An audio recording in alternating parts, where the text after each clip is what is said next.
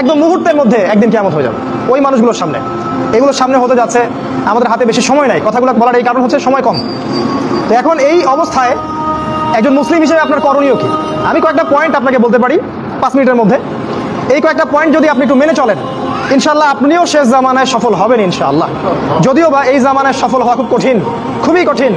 নবীজি বলেছেন ঈমান ধরে রাখা এত কঠিন হবে যেমন হাতে আগুন ধরে রাখা কঠিন হয়। হাতে আগুন ধরে রাখা কি কঠিন? দেখেন, আমরা যারা ইসলাম ফলো করছি, আমাদের ইসলাম পালন করতে যদি এরকম কষ্ট না হয়, বুঝতে হবে আপনি সেই প্রকৃত ঈমান ধারণ করে নাই, যে ঈমান ধারণ করলে হাতে আগুন আপনি অনুভব করতেন।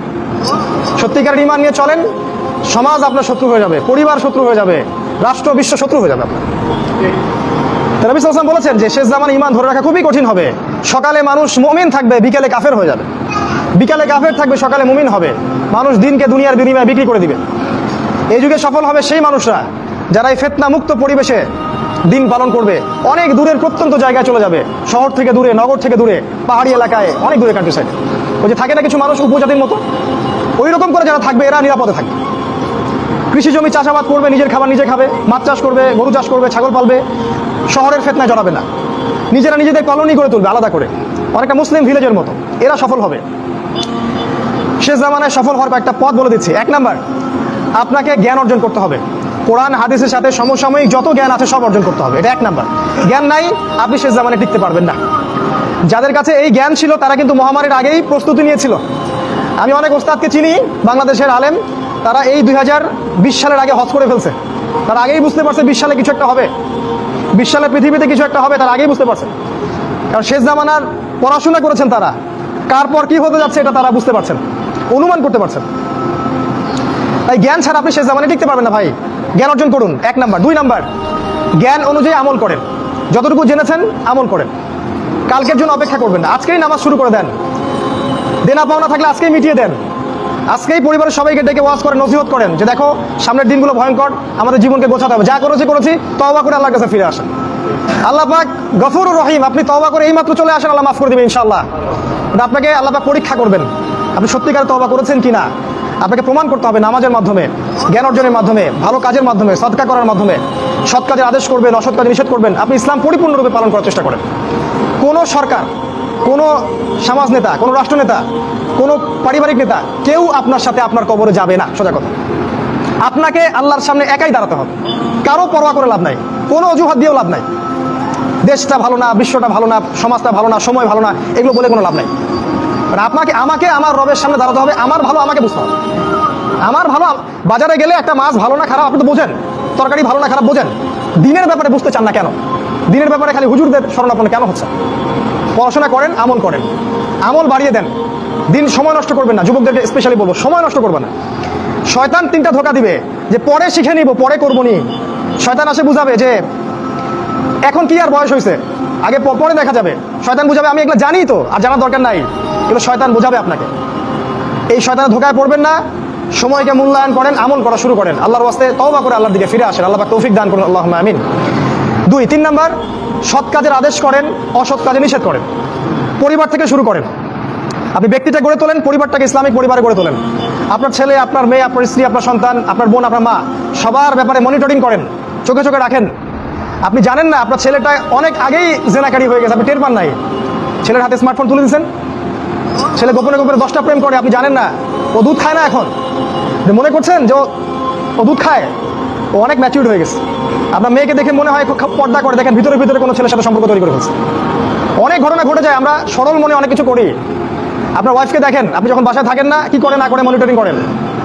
টিভি বন্ধ করে দেন, সিরিয়াল টিরিয়াল বন্ধ করেন। এমন কারোর সাথে মিশতে দিবেন না যে আপনার ছেলেকে, আপনার মেয়েকে, আপনার বোনকে, আপনার মাকে বিপথে নিয়ে যাবে। কঠোর হন পরিবারের উপরে, কারণ আপনাকে আল্লাহ পাক আপনার পরিবার সম্পর্কে জিজ্ঞাসাবাদ করবেন, অবশ্যই জিজ্ঞাসা করবেন। বিশ্বাস করেন আল্লাহ পাক কিয়ামতের মাঠে আপনাকে আপনার পরিবার সম্পর্কে জবাবদিহি করাবেন। প্রত্যেকটা বিষয় আপনি দাওয়াত দেন, চেষ্টা করেন, তারপরে যদি ছেলে বেলাইনে যায় সেটা তার ব্যাপার, ওর হিসাবও দিবে। নূহ আলাইহিস সালামের ছেলে কাফের হয়ে গেছে, ওর হিসাবও দিবে, সেটা আলাদা। কিন্তু আমাকে আমার চেষ্টা করতে হবে। পরিবার গড়ে তোলেন, সৎ কাজের আদেশ করেন, অসৎ কাজে নিষেধ করেন। 4, এই যে কোরআন এবং সুন্নাহর দাওয়াতটা পৌঁছে দেন মানুষের কাছে। দাওয়াতেই কাজ করেন ভাই, সময় নষ্ট করেন না। আপনি যে দল করেন বা যে সংগঠন করেন বা যে মাযহাব, যে তরিকায় থাকেন, আমার তাতে কোনো আপত্তি নাই, কিন্তু কোরআন সুন্নাহর দাওয়াতটা মানুষের কাছে প্রচার করেন। মূল বিষয়ে কোনো পার্থক্য নাই। এই দাওয়াত দেওয়ার সময় সাম্প্রদায়িক হবেন না, সবাই আমার দলে আসো, আমার দলে ফর্ম পূরণ করো, না হলে দাওয়াত হচ্ছে না, এমন দাওয়াতের দরকার নেই। মানুষ ইসলামের দাওয়াত দেন, আল্লাহর দিকে ডাকেন, কোরআনের দিকে ডাকেন, সুন্নার দিকে ডাকেন, দেখবেন সমাজে একটা সাম্য চলে আসবে ইনশাআল্লাহ। দাওয়াতি কাজ করেন, বেশি বেশি কোরআন সুন্নার দাওয়াতি কাজ করেন। 5 নাম্বার, অর্থ সম্পদ যা আছে এগুলোকে কাগজের টাকায় রেখে দিবেন না। আমার নসিহত, হয়তো বুঝতে পারছেন না, মাথার উপর দিয়ে যাচ্ছে কথা, কিন্তু পরে বুঝবেন।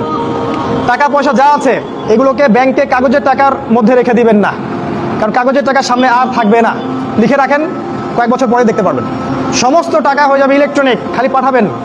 ইলেকট্রনিক মানে আপনি টাকা ধরতেও পারবেন না, পকেটে রাখতেও পারবেন না, খালি জানবেন আমার অ্যাকাউন্টে এত টাকা আছে। এই পুরো ব্যাংকিং সিস্টেমটা পড়ে যাবে, থাকবে না। বিশ্বাস না হলে লিখে রাখতে পারেন, এই পুরো ব্যাংকিং সিস্টেম পড়ে যাবে, কাগজের টাকা থাকবে না। কি করবেন তাহলে? আপনি আপনার সম্পদটাকে সোনায় রূপান্তর করেন, কিছু সোনা করে রাখেন, জমায় রাখেন, রূপায় কনভার্ট করেন। এগুলোর দাম কখনো কমবে না। 100 বছর পরে সোনার দামই থাকবে।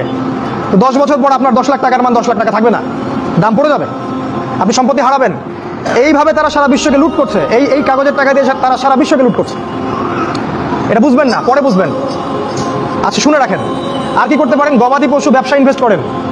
আরেকটা কাজ করতে পারেন, জমি কিনে রাখতে পারেন, এটা ভালো জিনিস। এই জিনিসগুলোতে টাকা কনভার্ট করেন। শেষ জামানায় আপনার কাগজের টাকা থাকবে না, আপনি ক্ষতিগ্রস্ত হবেন।